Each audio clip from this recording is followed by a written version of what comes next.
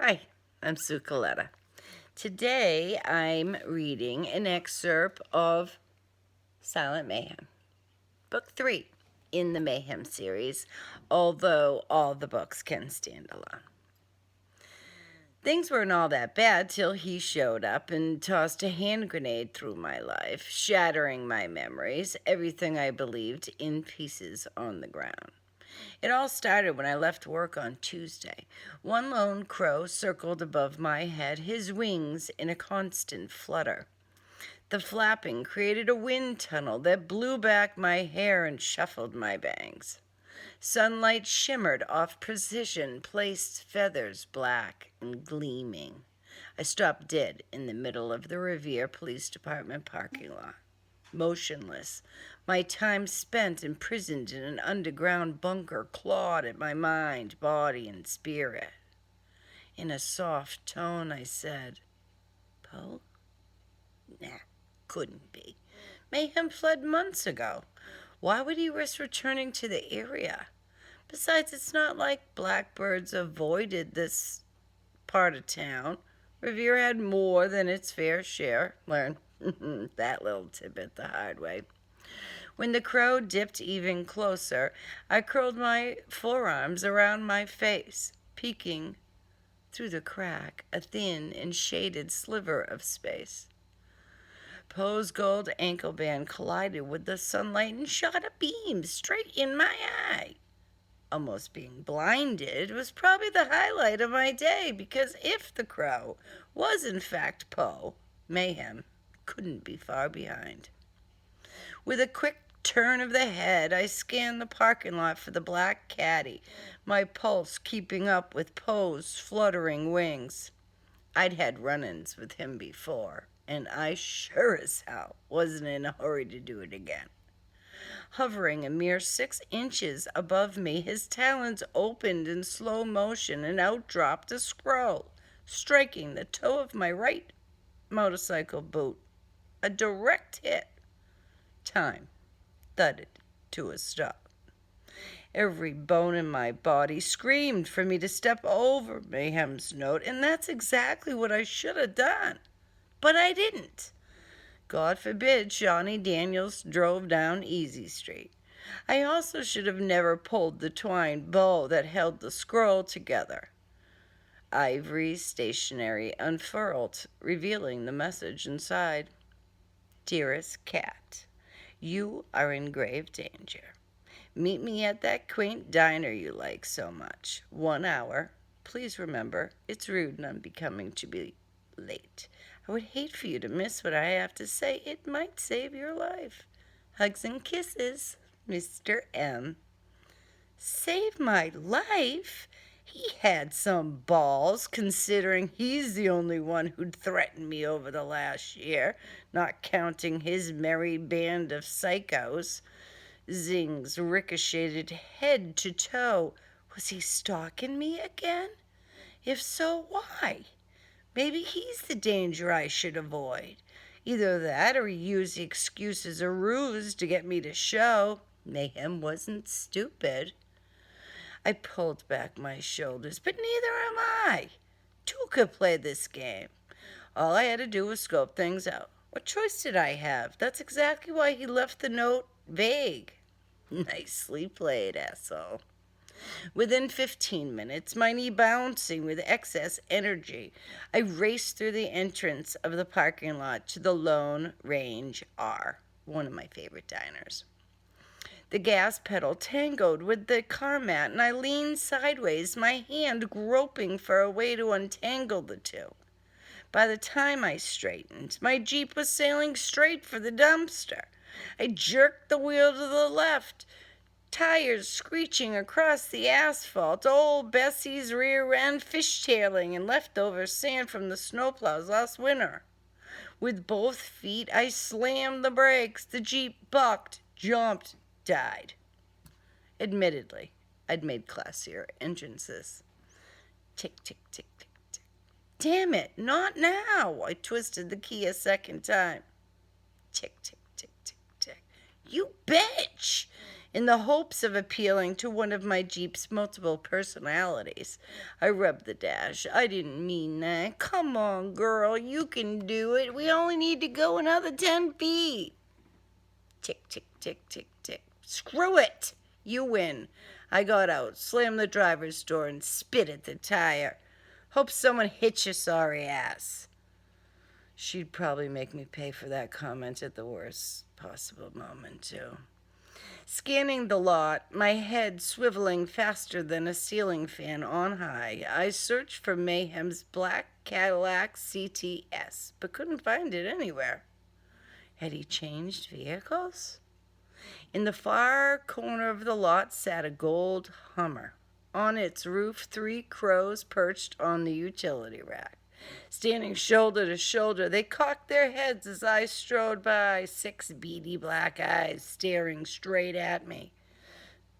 Super. He brought his freaky pets, too, lucky me. Hands trembling, I tugged the thick glass door of the Lone Range R. In my head held high, I strutted inside, even though nothing about this situation was what I'd call normal. The hostess grabbed the menu from the wooden slot on the side of the podium. Will anyone be joining you today? Yeah, there's 2 of us, but I think he might already be here. I saw his vehicle in the parking lot. In case I never made it out of here alive, or some poor schmuck discovered my remains in a nearby ditch, I offered her a few details to remember for when Levon interviewed her after my death. See that gold Hummer out there? It's the one with the crows perched on top of it. Obviously, she didn't give a rat's ass because she never bothered to look. Bitch. Instead, she said, name. What name did he use? His moniker, Mr. Mayhem, would sound bizarre at best. Unless he just used Mr. M. Wavering back and forth, I guess, Daniels? The hostess ran her finger down the page in an appointment book. Shawnee Daniels? I spread my arms wide, shaking jazz hands as though an unknown entity had entered my body in the flesh. Where the hell did that come from? Get a grip, Daniels. If you're not at the top of your game, Mayhem will crush you. She stared at me as though I had lost my freaking mind. Sadly, she wasn't wrong. Alrighty then, she said, her tone placating. Your party arrived 15 minutes ago. She swept her arm in the direction of a room full of tables. Right this way, please. Mute, my lips glued to one another, I followed her past families and couples who laughed together, having a great time, while I, on the other hand, neared the most vicious serial killer the North Shore had ever known. Too bad no one knew that but me. Regardless how anyone judged my decision to keep Mr. Mayhem's identity secret, I still held firm. Fact was, the day I ratted him out was the day everyone I loved died in unfathomable ways. Mayhem wasn't the type of dude to screw with, even on a good day.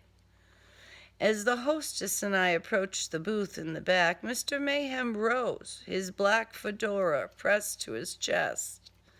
Miss Daniels, he smiled, his freaky eyes soft and inviting.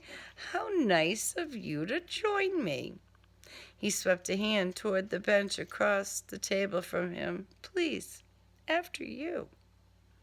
Sprinting toward the exit wasn't an option at this point, so I slid in the booth, my mind racing with endless scenarios of how this could play out. I'll send your waitress right over after you've had a chance to see the menu, the hostess said. In the meantime, can I get you something to drink?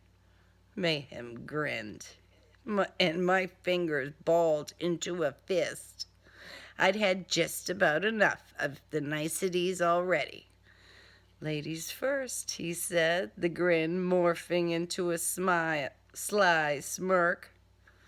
From across the table, I said, "Nothing for me, thanks." And Mr. Mayhem shot me the concerned parent look. I didn't buy the charade for a second. He'd have to up his game to con me into lowering my guard.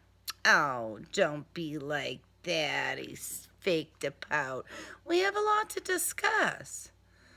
"Fine, anything to get this over with faster. I'll have a hot chocolate with marshmallow." He rubbed his palms together. "Ooh, sounds delightful. I'll have the same, please."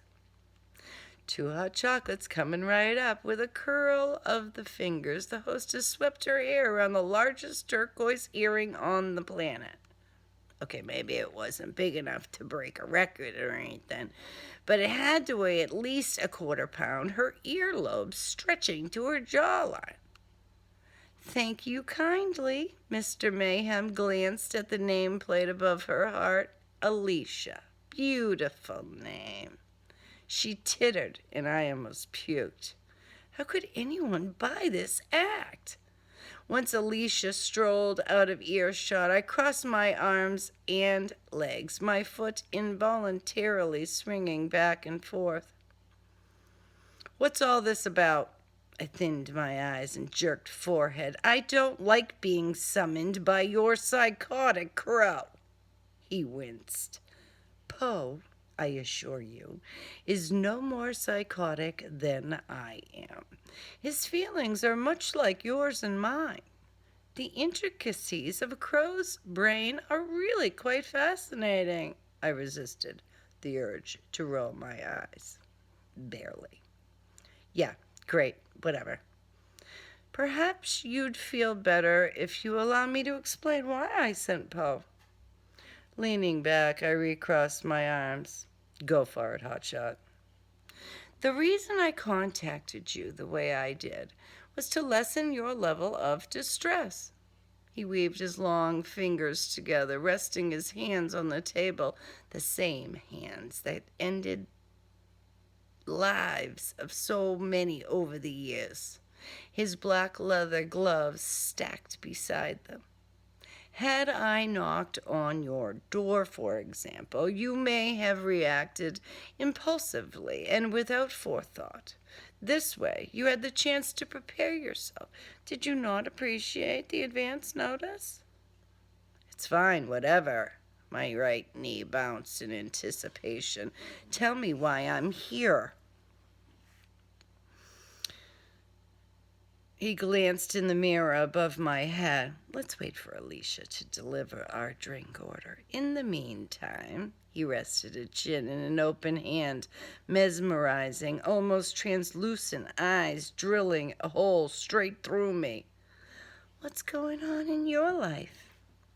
"Meh, same shit, different day." I leaned across the table, lowering my voice, my tone cold and calculating. "A better question might be, what's happening in yours? Murder anyone recently, Mr. Mayhem?" As if I'd said nothing at all, he shook out the linen napkin and spread it across his lap. He folded his hands in front of him on the table again, and then leaned back against the booth's maroon pleather.